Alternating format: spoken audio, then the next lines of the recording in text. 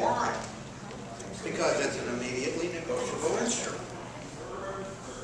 That means it's the same thing as a $100 bill or a $1,000 bill or a $1 million bill. And could I then make a copy of that negotiable instrument and hand it to somebody and expect them to give me money for it?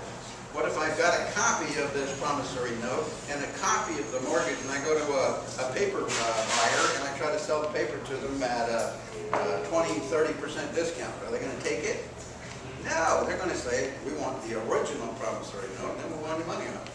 Or we'll buy it from you. So understand that, guys. We've been screwed, and this is not a conspiracy theory. None of that. I don't go for that. I'm not interested in any conspiracy theories, and I couldn't care less about these people say we don't owe any taxes and all that. Whether I owe it or not, I'm going to stay out of jail, so I'm going to pay my taxes. And yeah, I can sit back and say, yeah, there's never been a law passed that says I owe anybody any taxes. I'm not going to fight with them. I know there's too many people who've gone to jail for fighting them.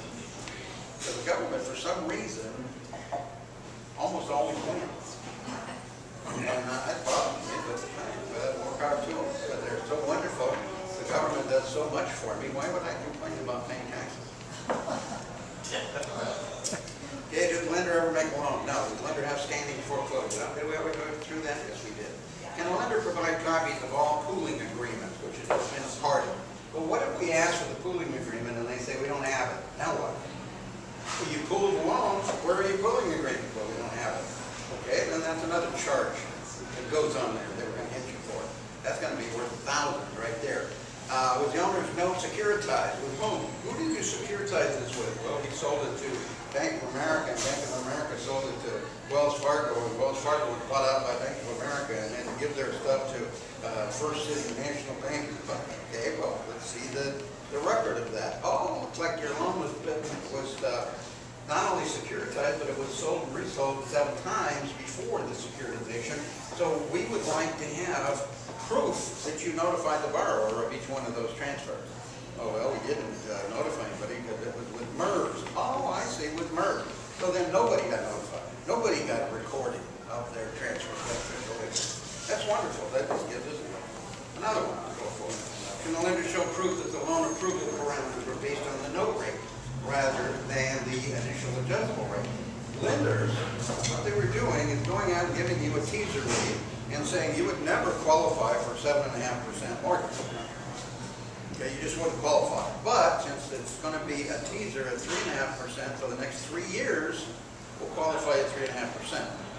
Do you have any idea how common practice that was and why a lender would do that?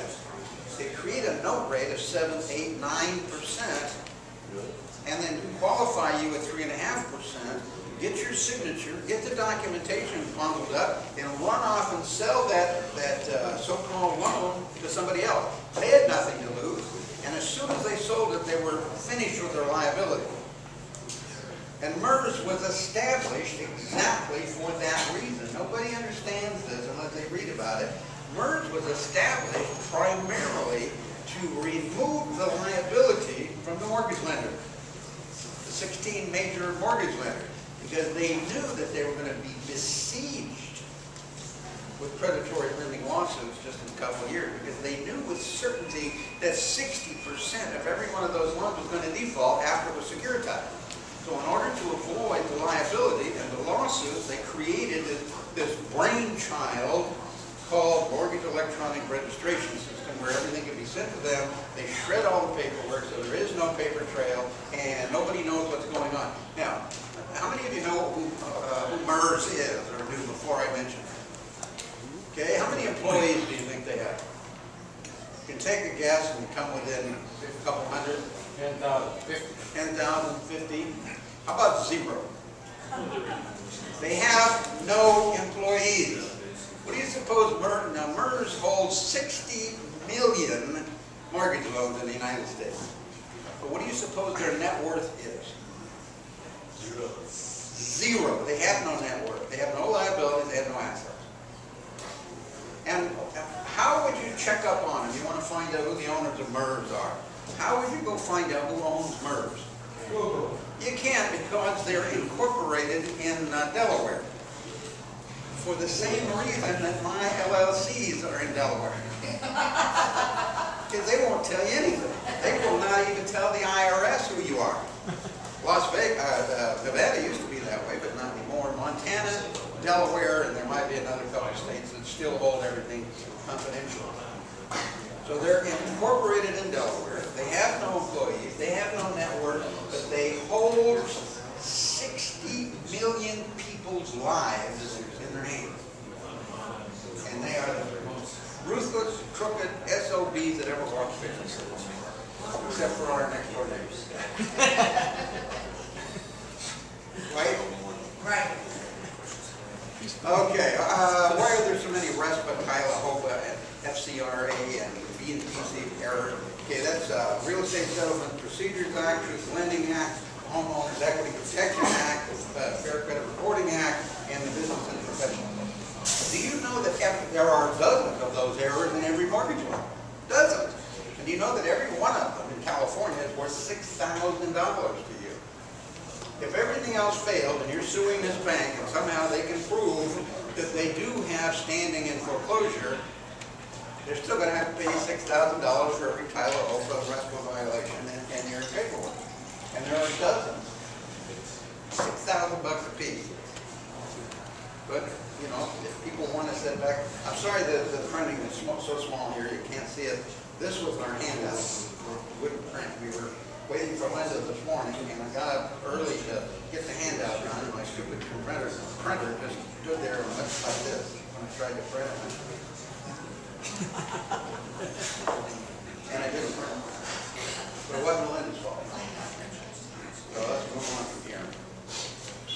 If you don't know, the steps to foreclosure are this. First of all, you get a late notice, and then probably 2 late notices, maybe 3 late notices, and a warning that if you don't pay up, you're going to get a notice of default. So the next thing that happens now is the notice of default shows up, and you got 2 to 3 months to do something about the default, and they tell you that if you don't pay up in the next 3 months, then we're going to sell your property. And if you don't respond to this, we're going to sell your property out from under you, and you're going to be out of luck. So the next thing happens is they set up an NTS, Notice of Trustee Sale. And when they set up the Notice of Trustee Sale, that means they're going to give you anywhere from 2 to 3 months before they sell your property. Now in the meantime, when they set up this Notice of Trustee Sale, what we do is we just contact the trustee and ask the trustee to extend it. We get, like within 5 days of the trustee sale date, it's a simple matter. You call the trustee and say, would you mind moving that back a month or 2? Why do you suppose that this trustee who's trying to foreclose on you would be willing to set the sale back the date up a couple months? Remember that this is a servicer of the loan. It's not the bank. The bank sold the loan off a long time. So the company that is trying to foreclose on you is not the bank. The company that's foreclosing on you doesn't have any legal status to foreclose. So they're trying to rush the foreclosure through before you get a chance to go to any judicial process that could hurt them. But at the same time, because of your loan, depending on its size, they're probably making $100 a month. And if they extend it for a couple more months and they've got 10,000 loans, that makes them a whole bunch of money just on servicing fees. So they're not real crazy about foreclosing immediately. They're not ruthless. They're just a servicing company, and they make money, and they don't mind stacking up a few extra months of servicing fees because they presume that the bank is going to prevail and they're going to foreclose. And when they do, when all the money comes in by selling this property at the trustee sale, then they get paid back for all of the servicing fees they never received. And that's not the wrong guys with us, but the thing is, that's why we can always extend that notice of trustee sale for a couple months, at least 3 or 4 sometimes. So after the notice of trustee sale, then they set the auction date. And if you can't set the trustee sale back any further, then the property's sold. It's either sold to a third party or it's taken back by the bank as an REO, real estate owned property with the bank. Now, if it's sold to a third party at that time, then you're not going to get your house back. But if it's not sold and goes back to the bank as an REO, there's a good chance that when we sue the bank, we're going to sue them for a release of lien and a transfer of title, which means they drop the lien and they give the property back to you or to us or whoever's got the power of attorney and so forth. However, if they do sell to a third party, that's okay, because we're still proceeding with exactly the same legal action. We're still proceeding collecting exactly the same documentation.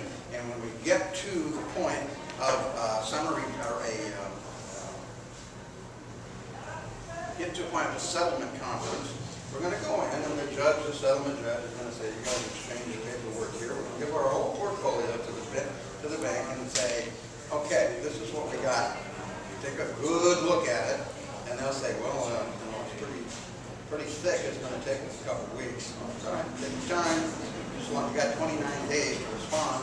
We sit back, wait 29 days, and let them decide whether they want to go to court or they want to pay restitution for all of the money that we can easily prove that they stole, and all of the money that they have already admitted to stealing by giving us the documents that prove it. And it's their own document. So after that, then you got a 3-day notice to vacate. When you get a 3-day notice to vacate, you ignore it. And then you get an eviction notice. Okay? It says you got 3 days to get out of the house. A 3-day notice to vacate. Okay? And you don't pay attention to it. So now they're going to evict you by force. They say, okay, you got 30 days, and if you don't leave within the next 30 days, then we're going to sue you. We're going to end up in court. So you don't pay any attention to the eviction notice. So the next thing that you get is an unlawful detainer action. And again, when you get the unlawful detainer action, that's another 30 days before they can boot you out. And then at that point, toward the end of the unlawful detainer action, you file a motion to quash the judge's decision to create the unlawful detainer action. And then the judge makes a decision that gives you more time until you can get the court to have a decision. And the judge rules against you, and then you file another demur against the motion to quash, and it's another 2-3 weeks. So you're buying time along the way. Now, Gail and I did this on our own house. We had a nice house in Woodland Hills. And what I did with the house, Gail never liked Gail was my wife, by the way. She never liked the house anyway. We spent a lot of money on it. We owed, at the time we started, we owed $900,000. The house was worth $6. So we had $300,000 over encumbered. And I got involved with this company who does the mortgage amelioration and created a program for them. Before they met me, what they were doing was the owner of the company, 3R Capital, was going out and using the system to buy properties for himself. He would take a power of attorney, and then he'd go in and consummate the transaction. He would get the house back to him, and then he would sell it and give 10% of his profit to the person who brought the property in. After he met me, he realized there's a much, much larger market out there. And at that particular time, I said, okay, I can't actually go out to our 14,000 members across the United States and market this to them without knowing something. I know that he's done well over 100 transactions, or not well over, I think 114 transactions completed, but they're all completed in his name, and he sold the property.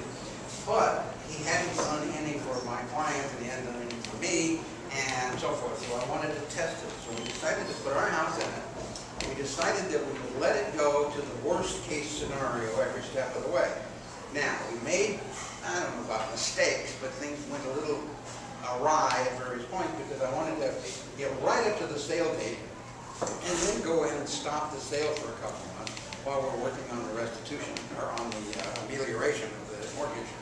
But what happened is we got up to the sale date and we couldn't extend the trustee sale. So bam, we thought that, we don't care about trustee sale because nothing is selling and I know nobody's going to buy this at auction and so forth. But they did. Somebody came in, bid $600,000. They got the property. The property was sold to a third party. So we thought, all right, now we got it sold to a third party. So first thing we get is 3-day notice, then the eviction, then the unlawful detainer action, then our various filings, and then we filed a fake Chapter 13 to forestall long enough to get to the amelioration phase. Well, it didn't happen because right about that time, a year ago, right about that time, lenders were getting wise to these suits that were coming up all over the United States where they were losing. Hundreds and hundreds of them where they were losing and having to give the houses back. So they started dragging the process out. They got 29 days to respond to our demand for documentation. And what they started doing is they'll give you some of what you asked for and then request an extension. So you give them an extension, they take another 29 days and give you half of what they're supposed to give you and request another extension.